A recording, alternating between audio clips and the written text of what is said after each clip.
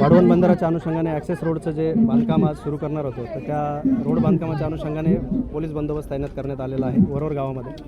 तर वरोर गावच्या परिसरामध्ये ह्या रस्त्याचं काम सुरू असताना वरोर गावचे काही गावकरी तसेच वाढवण संघर्ष समिती, त्या बंदर संघर्ष समिती आणि तसेच इतर काही संघटनांचे पदाधिकारी कार्यकर्ते हे घटनास्थळी आले आणि रस्त्यावर जो डहाणू चिंचणी महामार्ग आहे या महामार्गावर त्यांनी रस्ता रोको करून त्यांनी रस्ता अडवला. साधारण 3-3.5 तासांपासून हा रस्ता अडवण्यात आलेला आहे आणि कुठेतरी त्या रस्त्यात त्या लीडर्सला या रस्ता रोकोबद्दल त्यांची भरपूर चर्चा करण्यात आली. 3.5 तास चर्चा केल्यानंतरही त्यातून कुठला तोडगा निघाला नाही आणि लीडर हे रस्ता रोकोवर ठाम होते. त्यामुळे आपण त्यांना डिटेन्शनची प्रक्रिया सुरू केलेली. आता 10 ते 15 लीडर्स हे डिटेन केलेले आहेत. अजूनही रस्त्यात काही नागरिक बसलेले आहेत, त्यांना डिटेन्शनची प्रक्रिया सुरू आहे. लवकरच हा रोड मोकळा करण्यात येईल.